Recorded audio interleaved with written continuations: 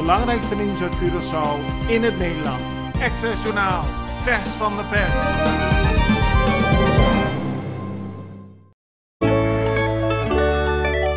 Op zondag 30 oktober organiseert Garden Group Fatum de My Garden Group Walk and Run 10K. De start is bij Garden Group Fatum en eindigt bij Parasasa Beach. Loop je dit jaar weer met ons mee? Registreer dan nu via mygardengroup.com en kom op 26, 27 of 28 oktober tussen 5 en 8 uur langs bij Garden Group Fatum om je t-shirt te kopen. Zorg dat je er snel bij bent, want op is op. Wij van Garden Group Fatum zijn blij om je weer te zien.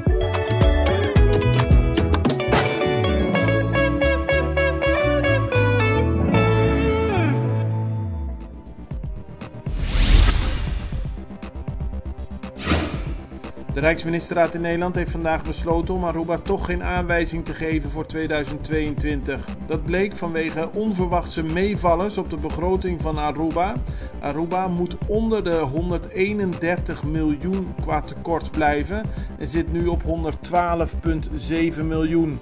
Volgens de staatssecretaris van Nederland Alexandra van Huffelen van Koninkrijksrelaties is het fijn dat de regering van Aruba op de valreep een aantal meevallers heeft gehad, maar de zorgen voor de toekomst van het land zijn zeker niet weg bij de staatssecretaris.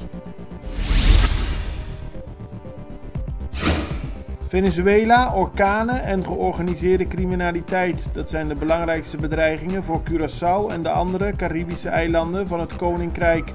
Dat blijkt uit een rijksbrede risicoanalyse die onlangs in Nederland is gepresenteerd over de 6 Caribische eilanden van het Koninkrijk. Na Colectra, nós toma tempo para servir ora com mais da comunibo.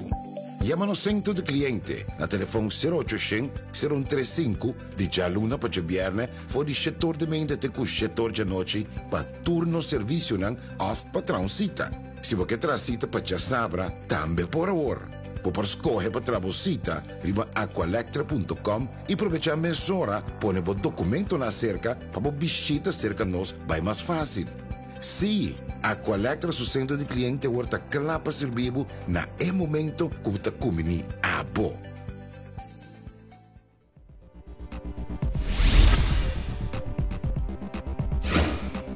Toerismeorganisatie Chata is blij met het beleid van minister van Financiën Javier Silvania om werk te maken van het feit dat er veel mensen op Curaçao huisjes of kamers of appartementen aan toeristen verhuren zonder daar belasting over te betalen. Dat is niet eerlijk, zegt Hans Slier van het Chata. Iedereen moet belasting betalen en anders ontstaat er oneerlijke concurrentie op de toerismemarkt. Al jaren vraagt de Chata voor aandacht voor het probleem. Silvania wil het daadwerkelijk aanpakken. Het was weer druk gisteren in Punta met cruise-toeristen. De nieuwe boot van Norwegian Cruise Line, de Norwegian Prima, meerde aan op Curaçao met meer dan 2100 passagiers. En ook de Allure of the Seas lag op Curaçao aangemeerd. In totaal zorgde dit voor bijna 8000 cruisepassagiers op 1 dag op Curaçao. Directeur van de KLM voor de Benelux, Suriname en de Dutch Caribbean, Bas Gerritsen, stelt dat Curaçao een belangrijke markt blijft voor KLM. Hij betreurt dat er voor de komende maanden vluchten moeten worden gecanceld, maar Curaçao is en blijft belangrijk voor ons, aldus Gerritsen. Hij gaf tegelijkertijd in een interview met Extra aan dat de interesse voor de extra vluchten in de komende maanden een beetje minder waren dan verwacht. Mensen kunnen weer naar andere bestemmingen zoals Bali en dat betekent dat er nog steeds interesse voor Curaçao is, maar iets minder dan in de afgelopen maanden, aldus Gerritsen. Aanstaande zaterdag vinden er voor de PNP nieuwe verkiezingen plaats. Er wordt een nieuwe voorzitter en een nieuw bestuur gekozen. Ramon Chong is de huidige voorzitter en hij zal zich opnieuw kandidaat stellen.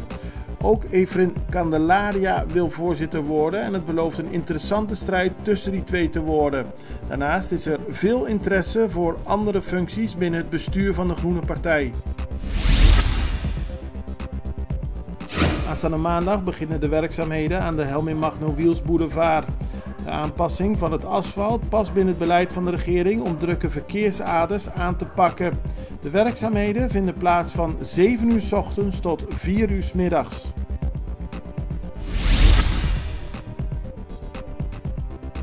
En dan wordt er hier gezegd, ja, KLM is een nationale luchtvaartmaatschappij. Die zou toch extra moeten letten op een land binnen het Koninkrijk dat weer aan het opkrabbelen is economisch. Dus kijken jullie anders naar Curaçao dan naar Cancun, Los Angeles of welke andere Nou, zeker vinden we Curaçao is extreem belangrijk voor ons. Daarom houden we gelukkig ook een dagelijks product. En daarbovenop tijdens de kerstperiode, wat een heel belangrijk moment is, hebben we ook 2 vluchten per dag nog steeds tussen 19 december en 9 januari. Dus we houden dat toont eigenlijk al aan dat we wel degelijk rekening houden met de belangen van Curaçao.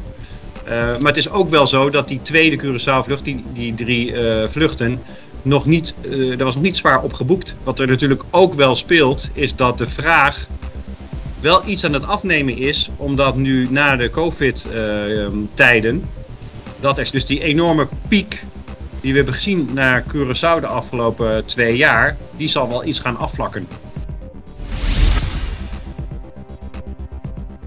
Kijk, niemand wordt blij van belasting betalen. Maar als iedereen het betaalt en we krijgen er wat voor terug, heeft iedereen daar vrede mee, denk ik.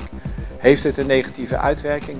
Nee, ik denk zelfs dat er een hele positieve uitwerking plaatsvindt. Want de OB die betaald wordt door accommodaties, die is geëarmarkt en die gaat in principe naar het CTDB, waarbij de marketing voor de destination wordt gedaan.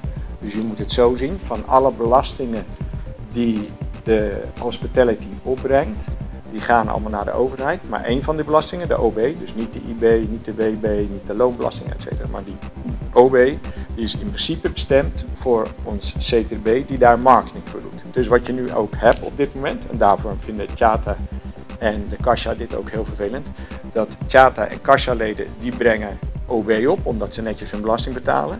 Daarvan wordt marketing gedaan in Nederland en vervolgens gaan die mensen voor 50% naar alternatieve accommodaties die geen belasting betalen. Nou, wij denken dat als die alternatieve accommodaties ook belasting betalen, OB, alleen al OB, denk dat de hotels ongeveer zo'n beetje 30 miljoen aan OB betalen op jaarbasis. Als nou 50% bij de alternatieve locaties zit, want het is nog een keer 30 miljoen, dan wordt het budget van CTDB 2 keer zo groot en kunnen we veel meer aan marketing doen. Dus wij denken juist dat als iedereen zijn belasting betaalt, dat het niet alleen goed voor het eiland is, maar dat het ook heel goed is voor de hospitality, omdat CTDB veel meer middelen heeft om marketing te doen in het buitenland. Het belangrijkste nieuws uit Curaçao in het Nederland. Extra Journaal, vers van de pers.